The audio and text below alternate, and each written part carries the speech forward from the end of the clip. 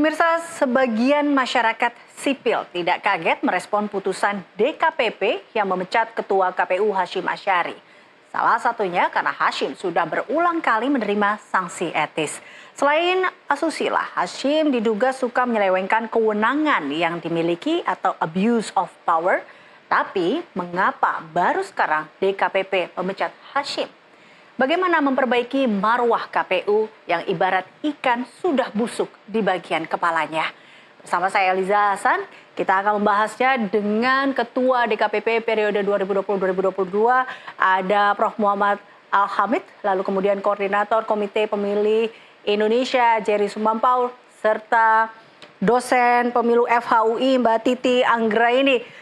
Sebelum kita bergabung, Bapak-Bapak, Mas Jerry, Prof. Al-Hamid dan juga Mbak Titi, terima kasih telah bergabung. Kita akan saksikan terlebih dahulu informasi berikut ini. Jadi, kalau presiden nanti yang baru mengatakan... Masyarakat sipil pemantau pemilu dan demokrasi berkumpul selepas DKPP memecat Ketua KPU Hasyim Asyari karena terbukti melakukan tindakan asusila. Pertama, kita merasa bahwa ini bukan sesuatu yang istimewa, putusan ini. Justru putusan ini mestinya sudah dilakukan oleh DKPP jauh-jauh hari, yaitu sejak kasus pertama kali, yaitu adanya hubungan istimewa antara saudara Hasyim Asyari dengan salah satu ketua umum partai politik calon peserta pemilu. Katakanlah misalnya ya, persoalannya tidak sampai kepada perundungan seksual misalnya, lebih karena ada hubungan biasa saja, itu udah cukup untuk menyatakan saudara Hasyim itu ya diberhentikan gitu.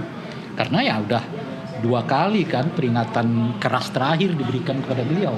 Masa ada peringatan keras terakhir kedua dan ketiga lagi, kan nggak mungkin gitu. Dengan mengakomodir putusan MA, tapi diskriminasi atau tidak adil terhadap proses tahapan pencalonan perseorangan yang telah berakhir. Nah, kalau kita lihat politisasi penyelenggara pemilu, apakah ini indikasi semakin memperkuat bahwa putusan MK tidak hanya berkaitan dengan persoalan asusila, tapi juga berkelindan dalam konteks bagaimana komisioner terlihat menggunakan fasilitas negara, menggunakan jabatannya untuk melakukan abuse of power. Dalam sidang etik oleh DKPP, Hasyim terbukti menggunakan kewenangan yang dimiliki sebagai ketua KPU, misalnya mengubah aturan soal nikah siri dan tinggal bersama untuk sesama penyelenggara pemilu. Yang menghapus ketentuan pasal 90 ayat 4 Peraturan KPU nomor 4 tahun 2021 tentang perubahan ketiga atas Peraturan Komisi Pemilihan Umum nomor 8 tahun 2019 tentang tata kerja Komisi Pemilihan Umum, Komisi Pemilihan Umum Provinsi, dan Komisi Pemilihan Umum Kabupaten Kota yang sebelumnya berisi larangan pernikahan siri, dan tinggal bersama tanpa ikatan perkawinan yang sah dengan sesama penyelenggara pemilu selama masa jabatan menjadi hanya larangan berada dalam ikatan perkawinan dengan penyelenggara pemilu saja. Ibarat ikan, sekarang kepala KPU sudah busuk. Pertanyaan pun terbit. Apakah gelaran pemilu 2024 merupakan pemilu berintegritas? Atau seperti tudingan sebagai pemantau pemilu dan demokrasi penuh masalah dan bahkan diduga curang? Baik, Pro Al-Hamid, Mas Jerry dan Mbak Titi, kalau kita lihat coreng KPU karena Hasyim, Mbak Titi, Anda melihat seperti itu? Bisa dibilang ya, sebenarnya corengnya sudah sejak lama. Tadi pernyataan dari Bang Ray Rangkuti, juga teman-teman dari koalisi itu tepat sekali. Kalau bahasanya Ray Rangkuti ini adalah putusan yang tepat tapi terlambat. Nah, saya kira itu mewakili opini minimal saya ya terhadap putusan DKPP ini. Kita mengapresiasi putusan DKPP. DKPP telah menegakkan etika penyelenggara pemilu. Penyelenggara pemilu adalah profesi yang terhormat, yang betul-betul mulia. Makanya dia dibingkai oleh kode etik begitu. Profesi yang betul-betul memiliki kredibilitas pasti punya kode etik. Nah, ini penyelenggara pemilu punya kode etik. Dan DKPP adalah institusi yang diberikan kewenangan untuk menegakkan etika penyelenggara pemilu. Jadi dalam konteks ini kita tetap apresiasi dan mendukung penuh DKPP Meskipun kalau boleh evaluasi ya, harusnya tidak ada korban baru kalau sejak awal di kasus wanita emas, DKPP sudah menerapkan sanksi maksimal seperti tradisi tanda kutip yang selama ini dilakukan pada masa kepemimpinan Pak Muhammad dan kawan-kawan, Profesor Muhammad dan kawan-kawan. Jadi kalau di era kepemimpinan Prof. Muhammad, berdasarkan data yang ada sampai tahun 2022, setiap pelanggaran etika yang melibatkan tindakan asusila itu pasti sanksinya sangat berat, sanksi maksimal, yaitu pemberhentian begitu. Makanya cukup mengejutkan kalau kita baca putusan wanita emas, di dalam putusan tersebut yang bisa kita akses bersama-sama, ternyata memang terbukti ada relasi istimewa begitu ya yang dibangun antara seorang ketua KPU dengan ketua umum partai politik, di mana seharusnya lembaga penyelenggara pemilu itu mandiri, non-partisan, imparsial. Bukan hanya netral, tapi seharusnya imparsial, tetapi kemudian terbukti di dalam putusan DKPP itu ada relasi yang terjadi antara seorang ketua KPU dengan seorang ketua umum partai politik. Tetapi ini adalah pil pahit yang harus kita telan dalam penyelenggaraan pemilu kita. Harus ada korban baru dan kita bersimpati, mendukung penuh korban ya, mengapresiasi. Perjuangan korban adalah inspirasi yang juga meneguhkan kepada perempuan dimanapun berada bahwa keadilan itu ada, keadilan itu bisa ditegakkan. Jangan takut, mari kita bersama-sama berjuang begitu ya dan memberikan dukungan. Dan yang kedua adalah juga pesan kepada jajaran penyelenggara pemilu yang jumlahnya ribuan di seluruh wilayah Indonesia untuk tidak coba-coba menduplikasi perilaku yang sama begitu karena harusnya mendapat sanksi berat. Dan yang terakhir yang juga kita harus berikan dukungan kepada DKPP. Ada beberapa kasus lain nih Mbak Eliza yang sedang ditangani oleh DKPP dengan tipologi pelanggaran etika serupa. Apakah dia penelantaran keluarga, KDRT, lalu perselingkuhan dan juga nikah siri ya. Nah ini yang jangan sampai kemudian konsistensi dan sikap tegas DKPP berhenti di kasus ini. Kita berharap DKPP tetap konsisten di kasus yang sedang ditangani ataupun kalau jangan sampai ada kasus-kasus baru di masa yang akan datang gitu Mbak. Baik, ya Prof. Al-Hafidh, tanggapan Anda ini tadi kalau kata Mbak Titi kan ini kalau zaman Anda akan memberikannya sanksi maksimal, tapi tanggapan Anda terkait dengan corengnya KPU karena Hashim ini ada tipologi pengulangan kah seperti itu Anda melihatnya? Jadi begini, setiap penyelenggara pemilu itu tidak bisa memisahkan diri dan jabatannya sebagai penyelenggara pemilu. Walaupun yang diperiksa DKPP berdasarkan pedoman beracara, ya peraturan DKPP nomor 3 2017 adalah personal penyelenggara, tapi itu tidak berarti tidak terlepas dari jabatannya sebagai penyelenggara pemilu. Jadi, walaupun yang diberi sanksi etik adalah seorang Hashim Asyari, tapi itu sekaligus bisa memberikan citra tidak baik atau citra negatif, citra buruk kepada lembaga KPU. Ya, kita susah menahan orang akan memberikan penilaian. Wah, ini bagaimana ini KPU ini? Kalau tingkat ketua pimpinan tertinggi saja perilaku etiknya seperti ini, maka hal-hal lain dikhawatirkan terkait dengan moralitasnya. Moralitas ini itu mewarnai perilaku yang menyangkut dengan profesionalisme, menyangkut dengan kemandirian, imparsialitas. Kalau persoalan moral ini tidak dijaga oleh penyelenggara pemilu, itu bisa kemana-mana. Ya, efeknya bisa kemana-mana, dampaknya bisa kemana-mana, tuduhan publik bisa kemana-mana. Ya, makanya selalu saya mengingatkan kawan-kawan penyelenggara pemilu bahwa yang Anda jual itu, yang Anda rawat itu, yang Anda jaga itu adalah public trust, kepercayaan publik. Caranya menjaga adalah jaga pribadi Anda. Dimanapun Anda berada, kapanpun Anda berada. Karena posisi Anda itu tidak bisa dilepaskan sebagai seorang Hashim Asyari dan sebagai ketua KPU. Demikian juga seluruh penyelenggara yang lain. Nah, saya tentu ingin menyampaikan kepada kita semua bahwa mudah-mudahan ini adalah kasus terakhir yang terjadi di KPU, di Bawaslu, dan bahkan di DKPP juga. Karena DKPP juga itu adalah penyelenggara pemilu. Jangan sampai kemudian perilaku-perilaku, minta maaf, yang tercela ini terkait dengan asusila, dan itu sangat terang benderang detail dijelaskan dalam pembacaan putusan, itu terjadi lagi. Saudara-saudara, ini kawan-kawan saya di luar ini sudah meragukan ini. apakah seorang yang sudah tercoreng melakukan pelanggaran etik berat dengan perilaku yang tercela seperti ini, itu bisa dipercaya terkait dengan kepemimpinannya, apa yang dikelola, apa yang dihasilkan. Orang kemudian menjadi ragu bahwa apakah yang dilakukan kemarin itu dia bisa mengelola pemilu dengan baik dengan perilaku seperti ini. Ya, jadi ini tentu kita sangat prihatin dan sangat menyesalkan. Sekali lagi, ini semoga menjadi contoh, menjadi sebuah yang pembelajaran penting bagi seluruh penyelenggara, dimanapun dia berada, bahwa kita harus zero toleran terkait dengan masalah etik. Jadikan masalah atau nilai etik ini sebagai masalah di atas hukum. Ya, pemahaman pengendalian kita, pelaksanaan hukum kita, harusnya etik lebih di atas lagi. Ya, jadi etik itu adalah sesuatu yang lebih besar, ya, lebih mendasar, lebih substantif untuk dipegangi, diyakini ya oleh penyelenggara pemilu selain pemahaman atau kompetensi profesionalisme tata kelola pemilunya. Oke, Mas Jerry, Anda sendiri tanggapan Anda terkait dengan coreng KPU karena Hashim ini seperti apa?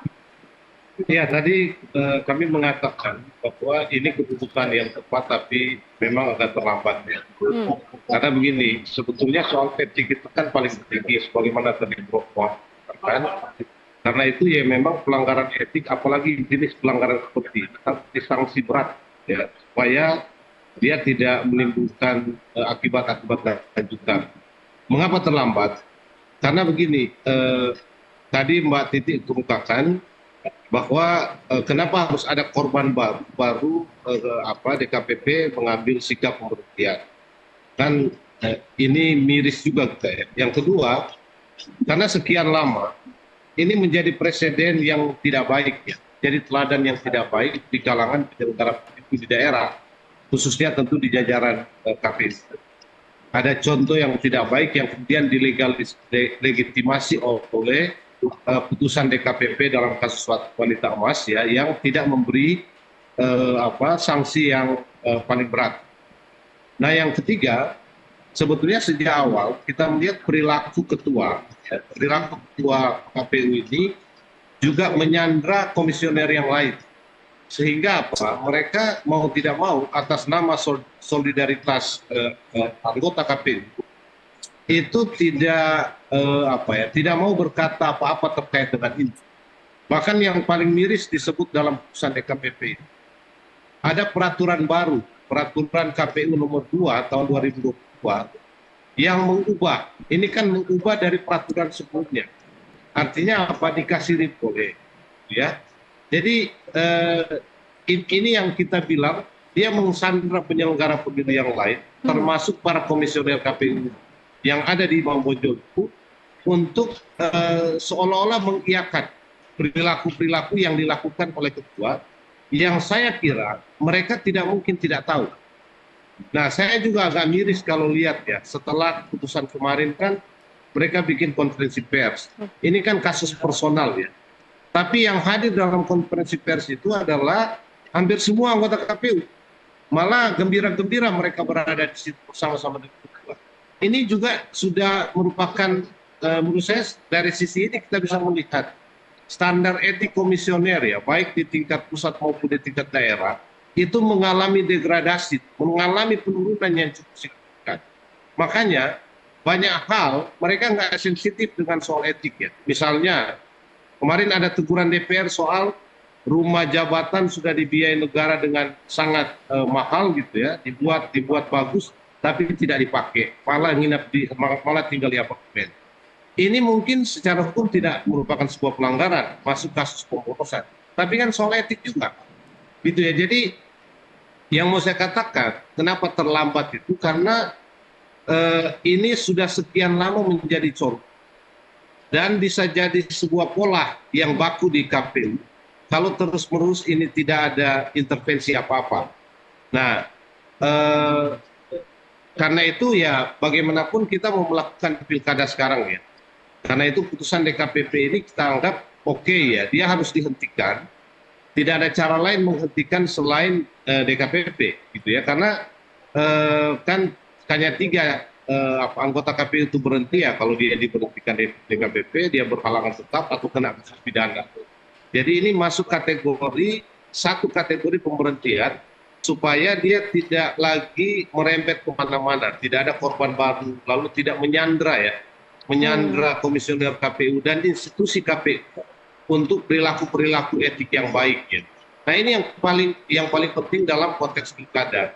Nah memang begini Mbak Elisa ya, kita juga agak bertanya-tanya ya, apa sebetulnya pertimbangan kalau kita bandingkan dalam kasus wanita emas.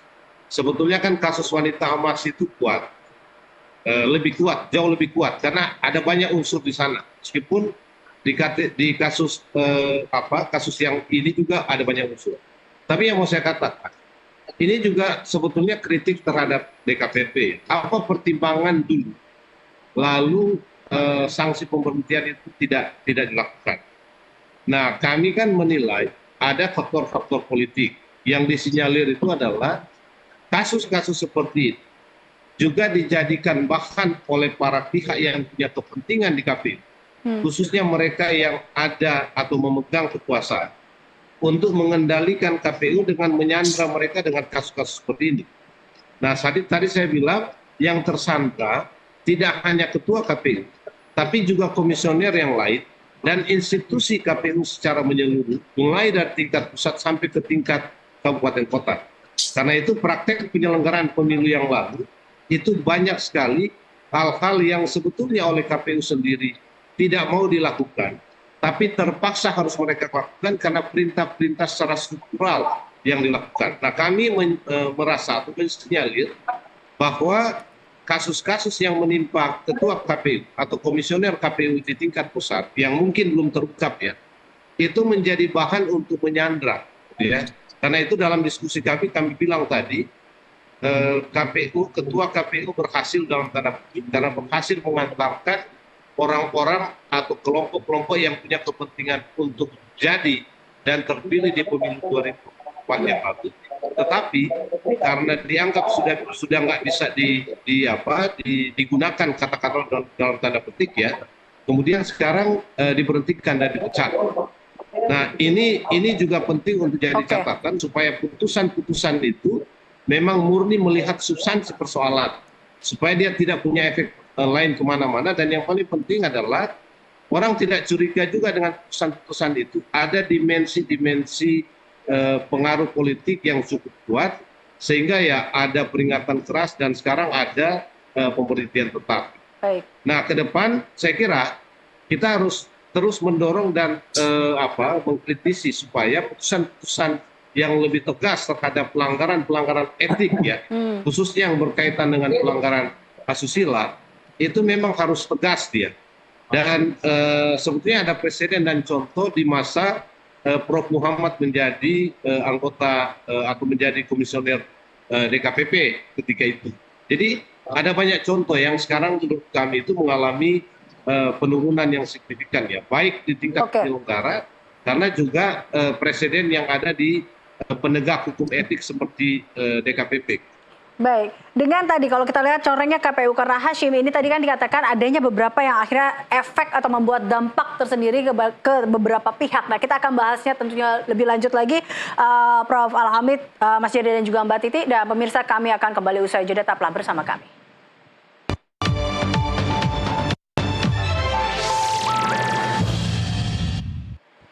Ya, Anda kembali bersama kami dan kita masih bersama dengan 3 narasumber kami.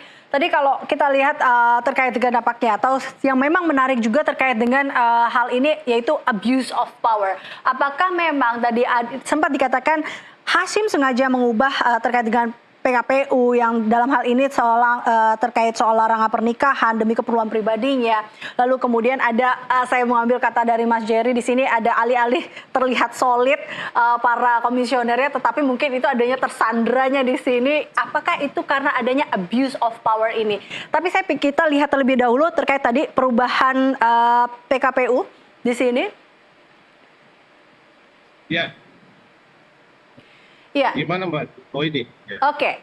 Ini pasal 90 ayat 4 peraturan KPU nomor 4 tahun 2021 di mana dikatakan 21. Di sini anggota KPU, KPU provinsi, KPU kabupaten kota dilarang melakukan perbuatan yang tercela, dilarang atau bertentangan dengan ketentuan peraturan perundang-undangan dan norma yang berlaku di masyarakat.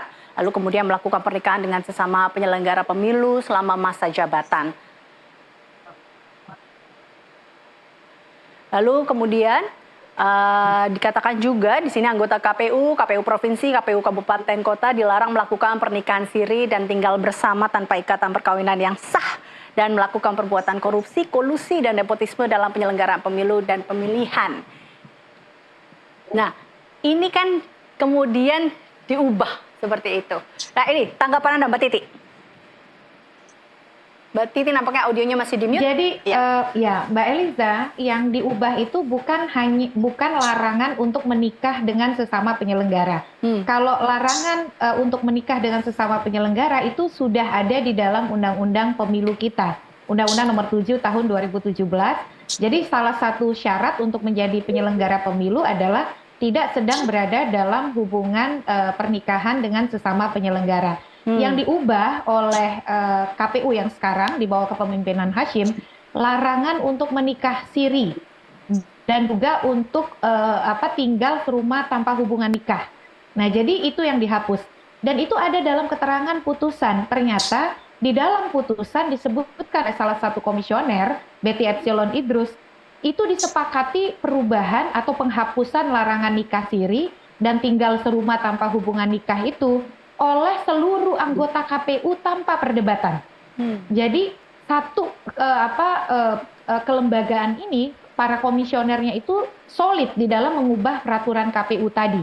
Jadi di sini yang saya bilang tadi krisis etika dari para penyelenggara pemilu kita yang secara sadar kesemuanya itu mengubah regulasi yang sudah baik dengan alasan karena undang-undang tidak mengatur, maka pedoman perilaku internal atau tata kerja mereka tidak perlu mengatur hal-hal tersebut.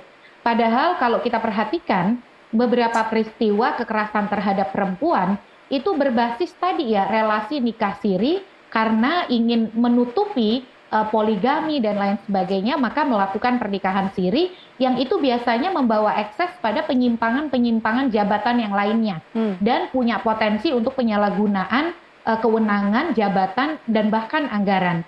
Jadi memang ini yang menurut saya ada problem secara struktural kalau kita lihat, itu yang pertama. Yang kedua, mereka memang tidak punya komitmen terhadap penguatan keterwakilan perempuan.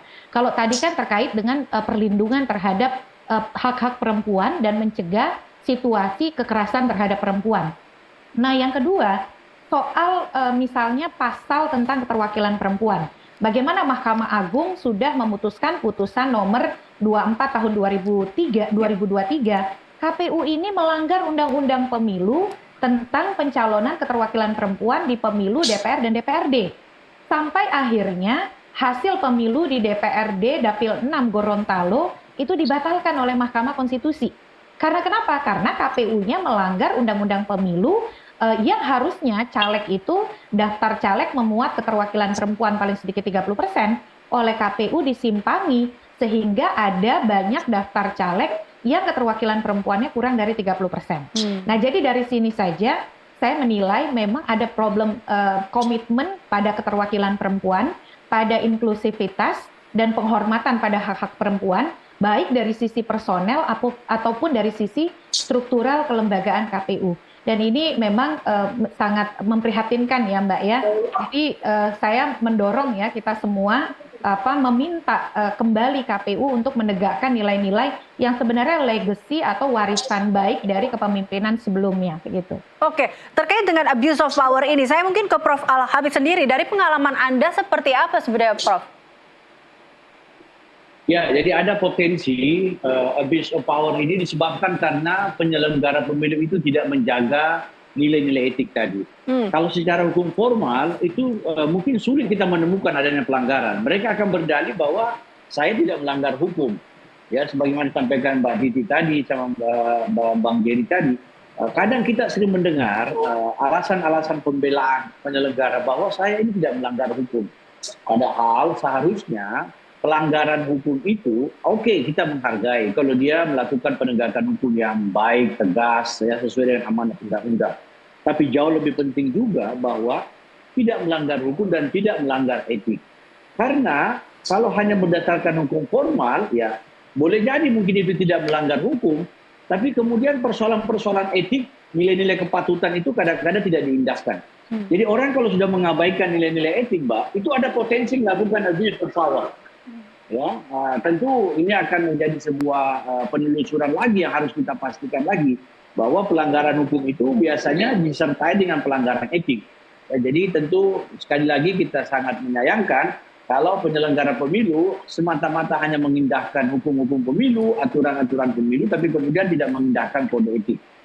Oke, kalau kembali ke Mas Jerry, kalau tadi dikatakan sama Prof. Al-Hamid bahwa ini kan sebenarnya kalau terkait dengan kekuasaan, apakah abuse of power yang terjadi saat ini karena memang sistem atau memang karena adanya tadi kekuasaan yang begitu besar, keleluasaan yang begitu besar diberikan kepada KPU hingga akhirnya muncullah ini?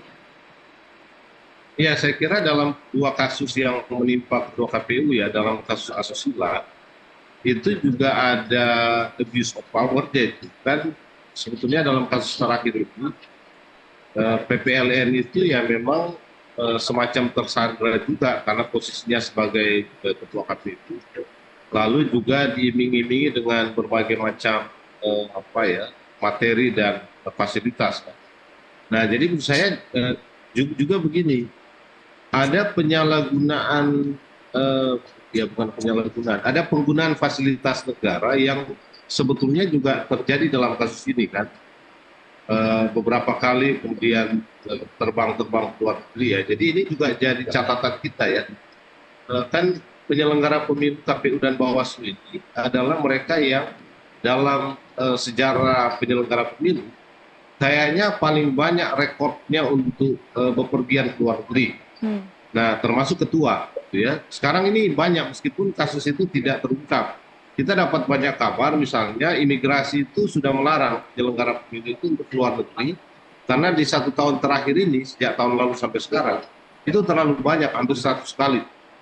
Gitu. Jadi ada faktor itu juga ya, kunjungan-kunjungan ke luar negeri itu digunakan untuk kepentingan pribadi atau bahkan untuk kepentingan-kepentingan yang kemudian terungkap dalam kasus ini ya, penyalahgunaan kekuasaan atau abuse of power yang melakukan tekanan kepada struktur penyelenggara di bawah.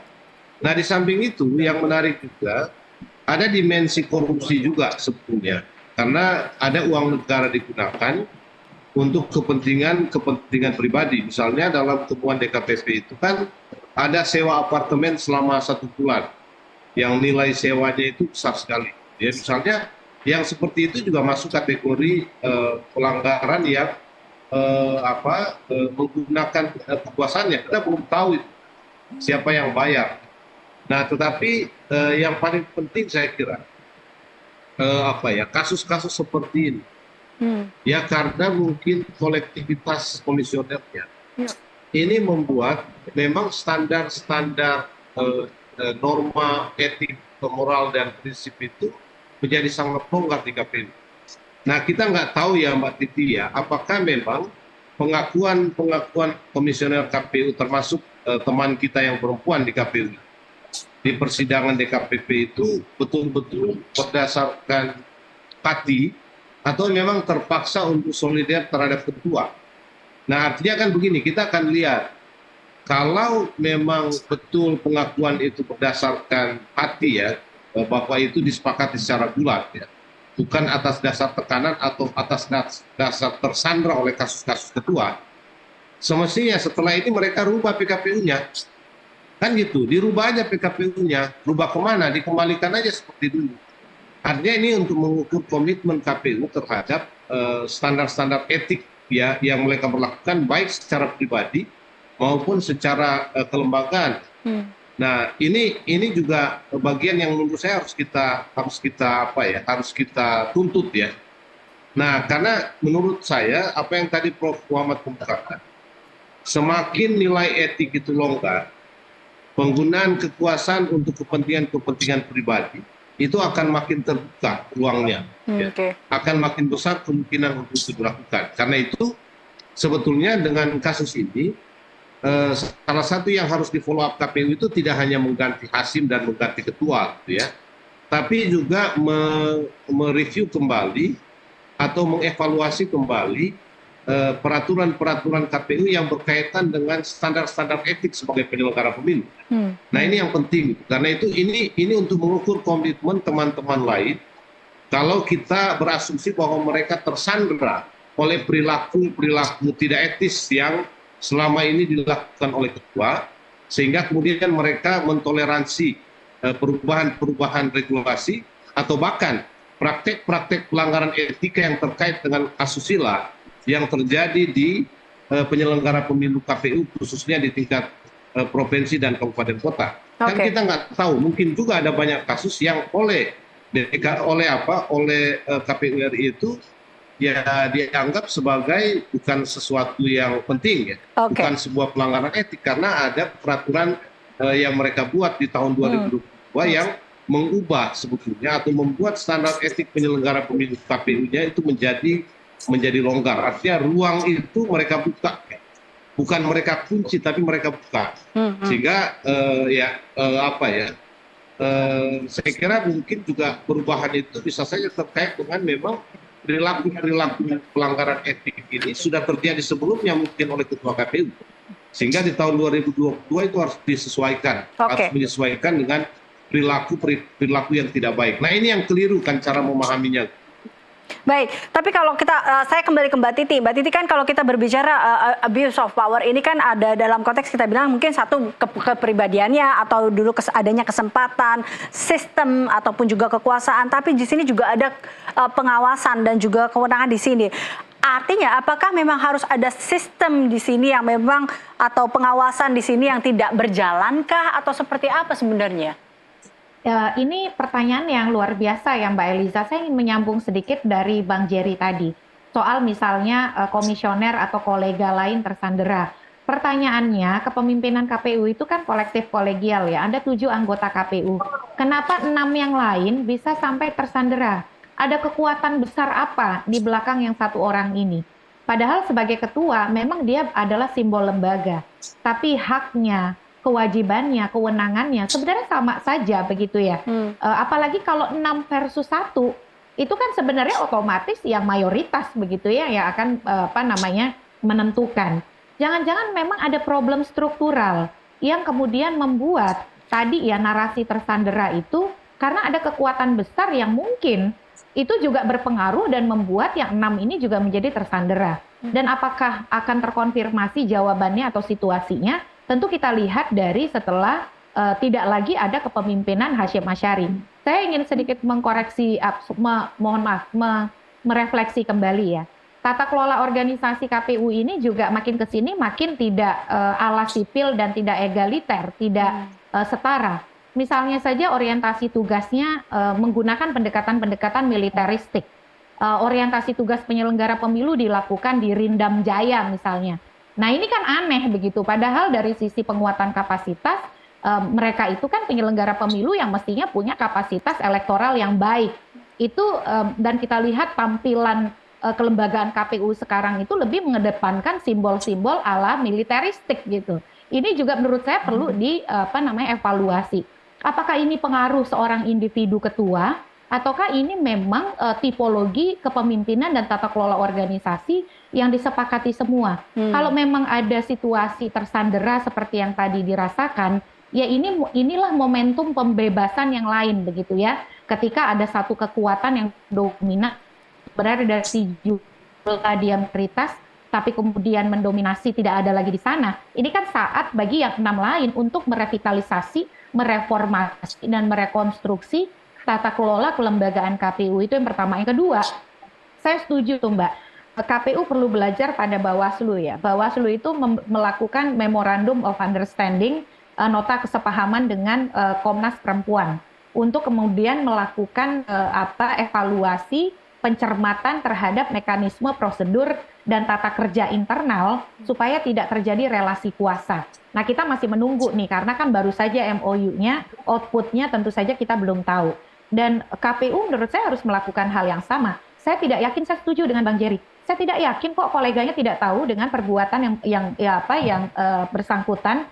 Karena sebelum pelaporan ini masuk DKPP, rumor soal relasi personal yang bersangkutan dengan si korban itu sudah terdengar keluar KPU. Tapi kan kita sebagai awam tidak punya bukti. Nah, ini yang juga menjadi pertanyaan, sejauh mana kontrol sesama kolega untuk saling menjaga kehormatan individu dan kelembagaan KPU. Kalau perbuatan pembiaran itu ternyata terjadi, ya kita cukup boleh pesimis ya, bahwa sangat mungkin ke depan itu juga akan terulang kembali, begitu Mbak. Nah, oke, ini berarti tugas berat DKPP juga, artinya bagaimana kemudian Prof. Muhammad kalau mekanisme pengawasan terhadap tindakan abuse of power di institusi seperti KPU, apalagi di kasus Hasyim Asyari ini kan kalau di luar mungkin sudah terdengar begitu banyak, tapi kan kemudian buktinya bagaimana, apalagi kalau tadi kita lihat benar ada yang tersandra para komisioner di sini sehingga ibaratnya saling solid dan menutupi. Nah, ini gimana nih sebenarnya seharusnya? Oke, walaupun mandat Undang-Undang 7/2014 tentang pemilu mengatakan bahwa KPU, Bawaslu, dan DKPP sebagai satu kesatuan fungsi, tetapi DKPP itu tentu punya kewajiban moral untuk mengajak penyelenggara pemilu ini taat asas, taat nilai-nilai etika. Ya, DKPP sejak era Profesor Jimli, kemudian kami melanjutkan, dan sekarang ini, itu punya program namanya sosialisasi nilai-nilai etik kepada penyelenggara pemilu, kepada peserta pemilu, dan kepada teman-teman pemantau. Jadi kita mengundang, kita sama-sama memberikan sebuah edukasi bahwa persoalan etik ini itu penting, mendasar, dan itu harusnya mengkristal pada diri setiap penyelenggara pemilu. Jadi tugas DKPP tidak hanya menyidangkan atau memeriksa dugaan pelanggaran etik dalam rangka penegakan kode etik, tapi juga tugas DKPP itu adalah memastikan bahwa penyelenggara pemilu itu benar-benar memahami bagaimana nilai-nilai etik itu ketika diadopsi sebagai sebuah nilai dalam rangka pelaksanaan tugasnya.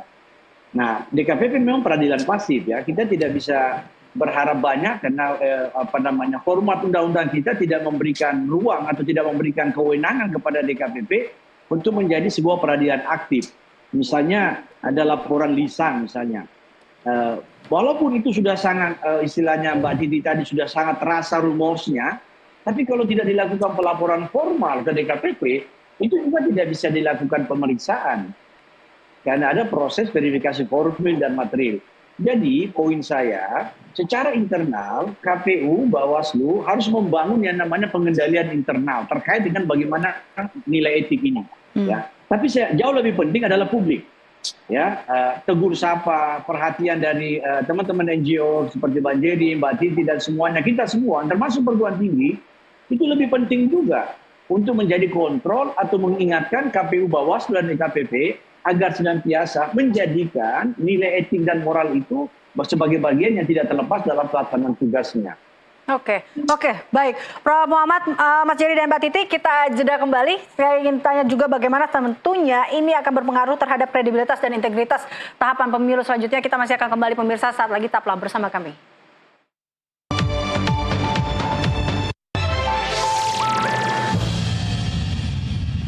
Ya, Anda kembali bersama kami dan kita lanjutkan perbincangan ini. Mas Jerry. Ya.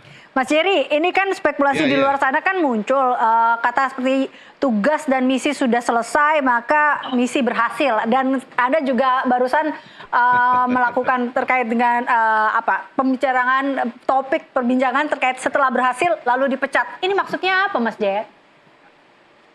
Ya kan kasus dulu itu tadi saya bilang kasus dengan wanita emas itu jauh lebih berat, dan kalau lihat pemeriksaan di KPP semua terbukti, ya semua terbukti itu yang dibuka, baik dari berada di satu nama, tiketnya dibayari, jalan-jalan kedua, ya macam-macam lah, semua terbukti itu mengabaikan tugas. Mestinya waktu itu sudah pembuktian, dan kita dapat info memang awalnya mau pembuktian, tapi ada kekuatan lain yang tadi Mbak disinggung juga, yang kemudian membuat pemberhentian itu tidak terjadi. Nah, kami berasumsi ya bahwa waktu itu memang masih sedang dibutuhkan tuh Pak Elisa, karena pemilu masih sedang berjalan dan kemudian sukses kan, ya sukses menggolkan kepentingan itu di pemilu yang baru. Sekarang sudah tidak dibutuhkan karena pilkada itu mungkin lebih banyak akan bersinggungan atau mengintervensi ya dalam arti teman-teman di daerah, ya, karena kewenangan pilkada itu kan ada di daerah. Artinya ya nggak ada lagi urgensi dan kepentingan yang signifikan untuk ketua KPU itu digunakan lagi. Oke. Kira-kira begitu. Siapa itu ya kita cari Pak. Ya, tapi kita membandingkan keanehan, kejanggalan putusan DKPP apa yang dalam kasus Wanita Emas dengan yang sekarang. Ya, jadi yang sekarang ini sifatnya lebih internal, tidak ada dimensi independensi dan keberpihakan, tidak ada juga bayar tiket pesawatnya. Ya, dimensi eksternalnya kan sedikit, hampir nggak ada. Ini lebih internal sifatnya, tapi ya. Yang lalu itu ada internal, ada eksternalnya, tapi tidak diperhatikan. Ya, hanya diberi peringatan keras. Jadi ya kita merasa bahwa ya memang masih sedang dibutuhkan saat itu. Sekarang nggak dibutuhkan lagi karena itu udah berhentikan saja. Nah, mungkin juga ada kaitannya dengan kasus Pak Idul Adha, itu ya, yang di luar prediksi dari orang-orang yang datang. Ya, katakanlah pihak-pihak yang merasa tersinggung dengan fatwa keras dari KPP. Oke. Nah, tapi gini Mbak Elisa, yang penting kan begini, setelah ini seperti apa? Nah, saya kira kita harus menegaskan bahwa jangan teman-teman di Babonjo melihat ini kasus personal, gitu ya. Karena kita melihat dan sudah mengelaborasi ada dimensi kelembagaan yang cukup kuat dalam kasus ini. Ya karena itu sebetulnya butuh komitmen mereka setelah ini. Gitu ya. Jadi jangan mereka merasa bahwa ini tidak terkait dengan mereka. Ada kaitannya sebagaimana yang tadi sudah banyak dijelaskan khususnya oleh Pak Titi. Gitu ya. Jadi ini bagian ini problem kehormatan kelembagaan. Ya, kehormatan kelembagaan DKPP sudah memicu dengan memberhentikan. Sekarang kehormatan kelembagaan itu harus dijaga secara internal. Jangan lagi apa yang menjadi persoalan di masa lalu itu terjadi. Sekarang kan begini, ada PKPU baru keluar yang mengakomodir putusan Mahkamah Agung berkaitan dengan syarat pencalonan. Nah ini harus kita singgung juga karena saya menilai kasus-kasus etik yang menyandra KPU itu ada kaitannya dengan titipan-titipan regulasi untuk memuluskan orang-orang tertentu. Nah ada putusan MK diakomodir oleh KPU dalam PKPU yang baru keluar beberapa hari terakhir. Persis sama. Lalu kemarin sebelum ada sidang pemberhentian itu ada opini yang dikembangkan atau yang dikatakan oleh Ketua KPU Hasyim Asyari yang sudah diberhentikan ini bahwa hitungan pelantikan itu 1 Januari 2024. Nah, ternyata dalam PKPU tidak ada. Nah, artinya apa?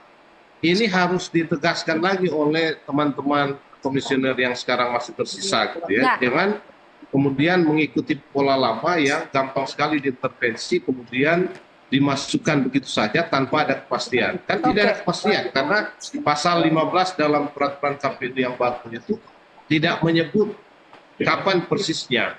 Makanya tadi dalam pertemuan dengan teman-teman di media saya bilang, kenapa sih nggak bilang aja bahwa 30 tahun itu dihitung sejak Kaisang 30 tahun. Jelas gitu.